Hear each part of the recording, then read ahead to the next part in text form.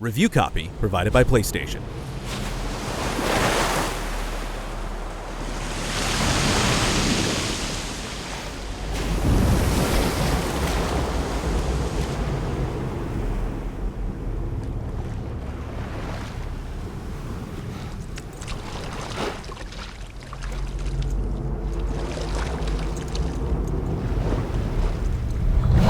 In a lot of ways, it's amazing Death Stranding even exists. The game often prioritizes the mundane over the exciting, intentionally evoking strong feelings of loneliness by having you trudge through desolate areas all by yourself. Such isolation ties into the core theme, which is all about bringing others together and how strong human connection can be.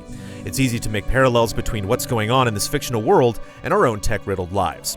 The fact that Death Stranding tries to explore and question so much is refreshing, but sometimes the game overindulges, and not all of its ideas hit as they should. There's a whole messy knot of things going on both within the narrative and the gameplay, for better and worse.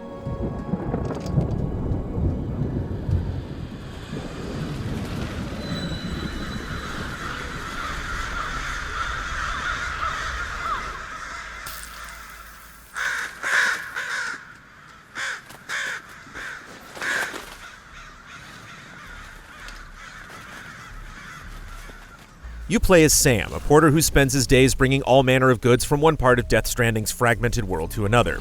And really, delivery is most of the game. There are countless stretches where there's little other than the quiet and objective marker and the road you choose to get there. It's a sort of intentional boredom that can be off-putting, which seems to be the point. Delivery becomes a job, and like any job, there are times when you don't want to do it. However, by having tedium serve as such an essential part, it makes small moments stand out more. Since Sam spends so much time on foot, arranging cargo efficiently is crucial. Carelessness leads to damaging whatever precious things you're carrying. The same is true of the small decisions made along the way. Stray packages are littered all over, and if you want to help out by picking them up, you can, but doing so means increasing your load, potentially slowing you down and making it easier to lose balance. Many times, the quickest way to a destination isn't the safest, and regularly scanning the environment to see the depth of a river or difficulty of the terrain helps you safely put one foot in front of the other.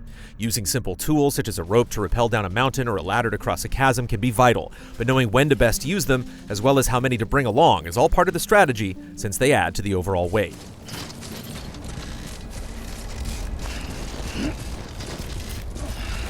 Death Stranding does a commendable job of slowly layering new obstacles on top of the basic challenge of traversal. Weather conditions get worse over time, distances get farther, and loads become trickier to manage. Outside adversaries such as the ghost-like BTs and the fanatic mules also become more prevalent. There's always something to deal with, whether big or small, and like the Metal Gear Solid games, Death Stranding provides room for experimentation, offering an array of tools that, while not essential, offer flexibility and create the sensation that whatever delivery style you land on is your own.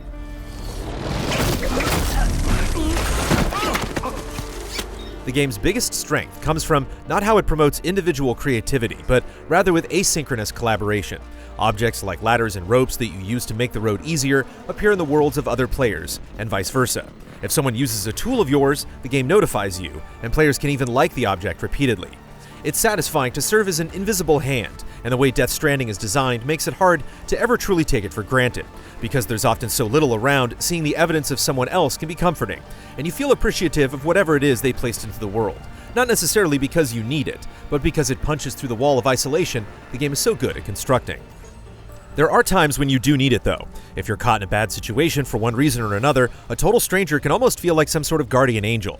It creates a tangible sense of community, where you're appreciative of the kindness of others simply because they're being kind. Or at least, it's easy to interpret that way. Keep it up. Keep it up. There are countless other games where you play with others, but few make the act of interaction so celebrated, allowing it to feel a bit deeper and more meaningful. How Death Stranding emphasizes interaction also helps the gravity of its own message. Time and again, the game states how people need to come together in order to survive. Yet because you get to live that experience firsthand just by playing, it's easier to take into real consideration. To put it bluntly, Death Stranding is trying to practice what it preaches. Together, you can help us reconnect. You can make America whole.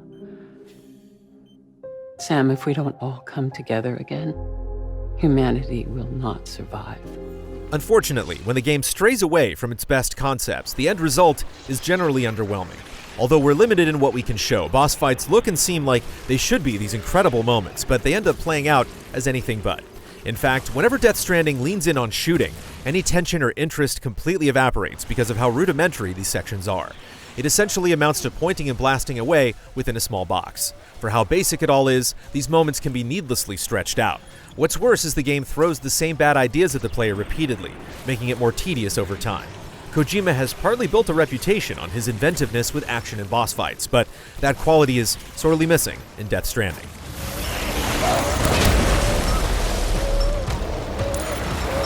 The same is largely true of dealing with mule camps or sneaking past BTs.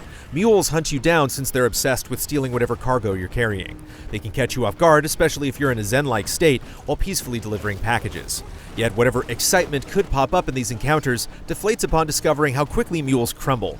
Small armies of them can be dealt with by only using a rope. It's practically an identical situation with BTs. How they're presented is legitimately unsettling. Trudging around these often invisible otherworldly forces is an excellent concept, as is the fact that they chase after you through handprints they aggressively stomp into the ground. Yet despite the effective presentation, they're really not much of a threat. As long as you move quietly and efficiently hold your breath, there's little worry of being caught. The game doesn't dramatically change things up with BTs either. Once you know how to get past them, they're simple to circumvent every time. Death Stranding has a tendency of making something look interesting without necessarily following through.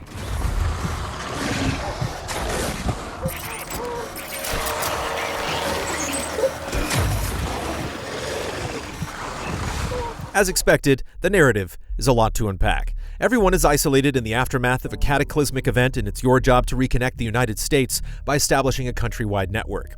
Sam has a clear objective, but the game is always teasing at something greater and more insidious. It often flashes intentionally confusing scenes that almost dare you to try to piece it all together. Of course, the hope is that there's some sort of emotional payoff after spending so much time in the dark, and there definitely is. For all of the twisting and turning the game does, a lot of it comes together with surprising clarity by the end.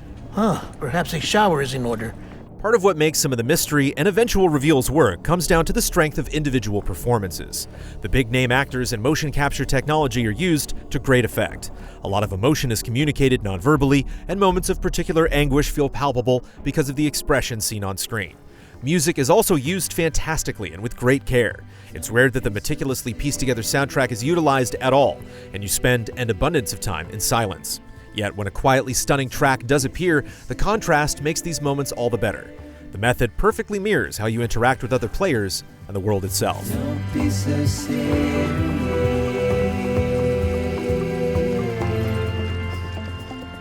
There are things about the storytelling that are hard to let go of. Sometimes Death Stranding's story can't seem to decide whether it wants to leave you out at sea or beat you over the head to the point of bruising. There are moments when it spends so many words to say very little. A big reason for this problem is the repetition with how things play out. Major characters sort of push you along from one objective to another until you eventually hear their tragic backstories. It's not that this background is uninteresting, but how you get there can feel unnatural. The game needs more connective tissue between its big emotional cutscenes, which is hinted at through optional emails.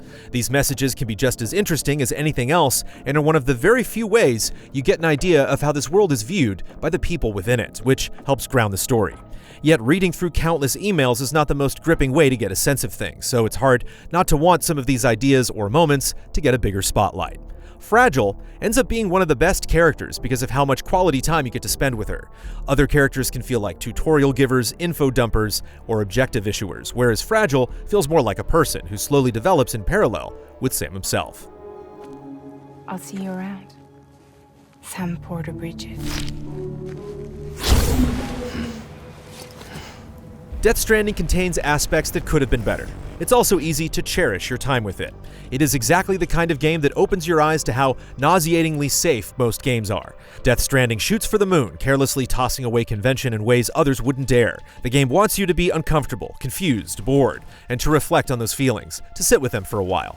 There's a sense of fearlessness that's hard not to respect and that most aren't given the opportunity to attempt. Death Stranding is an easy game to complain about or even be angry at. But it's also a lot more fascinating than many other, more conservative works.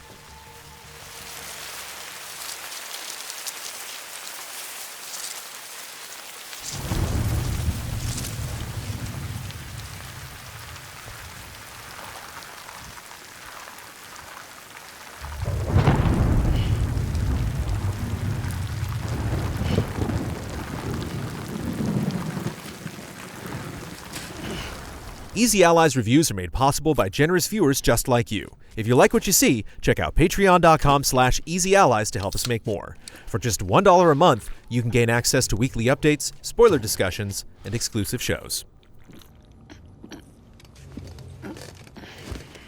Review copy provided by PlayStation.